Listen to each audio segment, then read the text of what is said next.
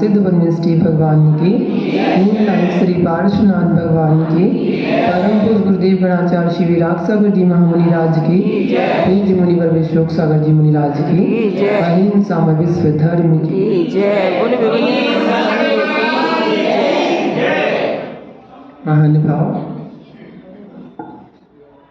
संत जहाँ पर आते हैं सोना वो कर देते हैं। संत जहाँ पर आते हैं सोना वो कर देते हैं। संत जहाँ से जाते हैं सोना वो कर देते हैं। संत जहाँ से जाते हैं सोना वो कर देते हैं। संतों का आना हो संतों का जाना, संतों का आना हो संतों का जाना, मंगल ही होता रे। जीवन है पानी की जो कब मिट जाए रे। जीवन है पानी की जो कब मिट जाए। लेकिन जब संत आते हैं तो उन्हें जाना भी होता है, निश्चित है। तो क्या कहा, आते हैं जो जाता है जग की रीति निभाता है। आता है जो जाता है जग की रीति निभाता है। पानी की गति बहना है कोई रोक ना पाता है। पानी की गति बहना है कोई रोक ना पाता है। रुकता जो पानी हो रुकता जो पानी वो पानी सड़ जाए। जीवन है पानी की वो कब मिट जाए रे। जीवन है पानी की वो कब मिट जाए। जब गुरु आए हैं तो आपको क्या करना है, गुरु शरण में आना है, सोया भाग्य जगाना है। गुरु शरण में आना है, सोया भाग्य जगाना है। किस्मत को चमकाना है, किस्मत को चमकाना है। किस्मत को चमकाना है, किस्मत को चमकाना है। गुरु बिन ज्ञान नहीं मिलता, गुरु बिन ध्यान नहीं पलता। गुरु बिन ज्ञान नहीं मिलता, गुरु बिन ध्यान नहीं पलता। मिट्टी का गुरु भी हो मिट्टी का गुरु भी विद्या सिखलाए रे। जीवन है पानी की जो कब मिट जाए रे। जीवन है पानी की जो कब मिट जाए रे। महान भाव, संतों का आगमन होता है बड़े पुण्य की वजह से। ऐसा अभी आपने मुनिराजों के मुख से सुना है। बड़ा पुण्य का उदय होता है जब साधु का समागम होता है। और कितना भवों का पुण्य होता है। मैं अक्सर कहता हूं कि जब 10 भवों का पुण्य उदय आता है तब किसी को मनुष्य पर्याय मिलती है। जब 100 भवों का पुण्य उदय आता है तब किसी को जैन कुल में जन्म मिलता है। जब 1000 भवों का पुण्य उदय आता है तब देव शास्त्र गुरु का सानिध्य मिलता है। और जब 10,000 भवों का पुण्य उदय आता है तब कोई व्रत नियम संयम ले पाता है। और ध्यान रखना, जब 1,00,000 भवों का पुण्य उदय आता है तब कोई श्रावक दिगंबर मुनि बन पाता है। इतना पुण्य एकत्रित करना होता है। बिना पुण्य के कुछ नहीं मिलता। बिना पुण्य के ना किसी को कुछ मिला है ना किसी को कुछ मिलेगा। हमारे भगवान कुछ नहीं करते। आप भगवान से बोले, भगवान के पास आके कहते भगवान मुझे ये मिल जाए, भगवान मुझे वो मिल जाए, कुछ नहीं मिलने वाला। आप भगवान के पास आकर अपनी नाक भी रगड़ लेना ना, साष्टांग नमस्कार कर लेना, तो भूतो न भविष्यति। कभी ऐसा नहीं हो सकता कि भगवान आपके सामने प्रकट होकर बोले मांग बच्चे मैं तुझे वरदान देने आया हूँ। कभी ऐसा होगा? भूतो न भविष्यति, कभी नहीं होगा ऐसा। अगर ऐसा हुआ तो वो हमारे भगवान नहीं।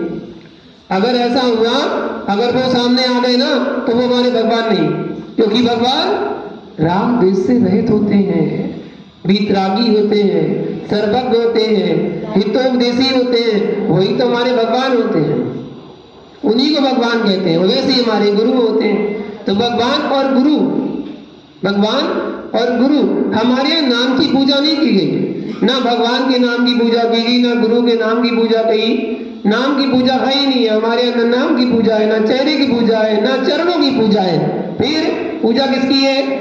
गुणों की। जिसने गुण दान कर लिए वो पूजनी बन गया, वो पूजनी बन गया। आज जो आपके बीच में बैठा हुआ है, कोई भी, मान लो सपोज इतने लोग बैठे हैं, इतने लोग में कोई भी आपके बीच बैठे हुए हैं, आज तो आप उसको, कोई किसी को नमोस्तु नहीं कर रहा है, लेकिन कल किसी के भाव बन गए और किसी ने दिगंबर मुनि दीक्षा ले ली तो क्या करोगे आप?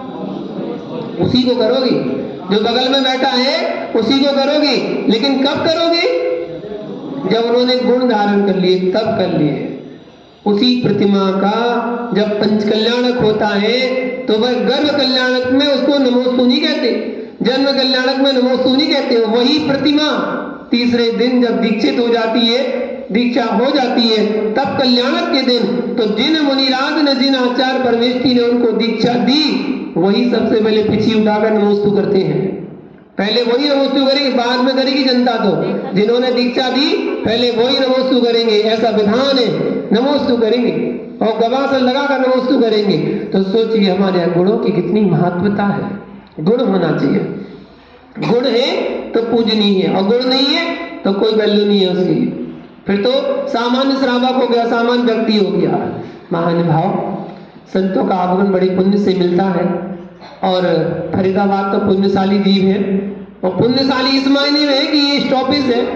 कोई भी साधु दिल्ली में प्रवेश करेगा तो यहाँ से ही करेगा, कोई साधु दिल्ली से बाहर जाएगा तो यहीं से जाएगा, और कोई रास्ता ही नहीं है, तो यहाँ तो आना ही पड़ेगा। अगर आप बुलाओ तो, और नहीं बुलाओ तो भी आना पड़ेगा, आना ही पड़ेगा। बुलाओगे? ऐसे बुलाओगे? कब बुलाओगे? हम लोगों का दोबारा आगमन हुआ है 69 महीनों बाद, 69 महीनों बाद हमारा आगमन हुआ यहाँ पर। जब पौने 6 साल हो चुके हैं, जब हम लोग युग प्रतीक्षण के लिए यहाँ से जा रहे थे झांसी करवा जी, तो वो स्थान यही है कि जब पूज्य विशोक सागर जी हमारा मंगल मिलन यही सेक्टर 16 में ही हुआ था, मार्च 2017 में। और आज पुनः उसके बाद 69 महीनों के बाद आज यहाँ पर मिलन फिर से यहाँ पर सेक्टर 16 में उसी निमित्त से हुआ है। उसी निमित्त मतलब युग प्रतीक्षण के लिए जाना है, तो वहां उसके लिए मिलन हुआ, और फिर यहाँ से वहां तक साथ में विहार होता है। पिछली बार भी ऐसा हुआ था और इस बार भी ऐसा ही होगा। यहाँ से विहार साथ में होगा और साथ में जाएंगे।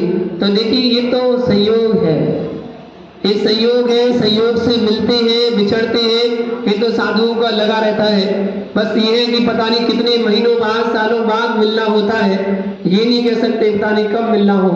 तो ये संयोग वियोग होते रहते हैं, और जीवन का ये दस्तूर ही है। संयोग है तो वियोग निश्चित है, होना ही है, होना ही है। सुख है तो दुख है, एक सिक्के के दो पहलू हैं, तो दोनों हमारे जीवन के भी दो पहलू हैं। एक तो है संयोग और दूसरा है वियोग। तो संयोग होता है आपके साथ भी, जीवन में कभी भी किसी के साथ आपके साथ संयोग हुआ है तो उसका वियोग होना निश्चित है, होना ही है, ये मान के चलना कि होना ही है। तो साधु का आगमन हुआ है। देखिए क्या बात है, जब साधु का मंगल प्रवेश होता है तो बोर्ड पर लिखा जाता है आज साधु का मंगल प्रवेश है ना। और जब साधु का विहार होता है क्या लिखते हैं? आज साधु का मंगल विहार है, मतलब प्रवेश भी मंगल हो रहा है और विहार भी। ये तो समझ में नहीं आई, क्योंकि संत जब आए तो सोना सोना हो गया, चारों तरफ हरियाली फैल गई। बोले वाह क्या बात है, सभी श्रावक जाग गए, सो रहे थे ना, महीनों महीनों से, सालों सालों से सोते रहते हैं। जब साधु आता है ना तो श्रावक जाग जाता है, ओ हमें धर्म भी करना है, जाग जाता है। तो संतों के आगमन से सोना हो जाता है, लेकिन जब जाते हैं तब तो सोना हो जाता है, क्योंकि फिर याद आती है भैया सोना हो गया अब क्या करें। तो भैया आने से सोना होता है, जाने से सोना भी हो जाता है। लेकिन जहां जाते हैं वहां मंगल करते हैं। आपके यहाँ आए तो मंगल किया, और जहां जाएंगे तो वहां मंगल करेंगे। इसलिए साधु का आना और जाना मंगल ही होता है, आना जाना मंगल ही होता है। और ये नियम है, आता है वो जाता है, ये जग की रीत है। जैसे पानी की गति बहना है, उसको कोई रोक नहीं सकता।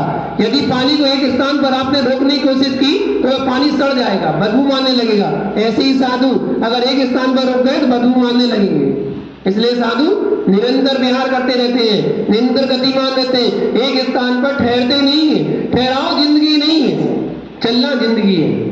या अस्वस्थ हो गए हैं, या बीमारी हो गई है, या वृद्धावस्था आ गई है, तो उन्हें रुकना पड़ा, वो बात अलग है। लेकिन जब जब तक पैरों में जान है, चलने की सामर्थ्य है, तब तक साधु एक स्थान पर नहीं रुकते हैं, निरंतर विहार करते रहते हैं। यही काम है साधु। ये बिहार है, वो बिहार तो निरंतर चलता रहेगा। जो इस बिहार वाली गंगा में आ जाएगा, देखो संत तो एक गंगा के समान निर्मल पावन होते हैं। और श्रावक, देखो बुरा मत मानना, लेकिन फिर भी बोल रहा हूं, संत जो है वो गंगा के समान है, और श्रावक जो है वो गंदे नाले के समान है। क्योंकि गंदे नाला, देखो बुरा मत मानना, सही बता रहा हूं, दिन भर जिंदगी में कसाय करना, पाप करना, व्यसन करना,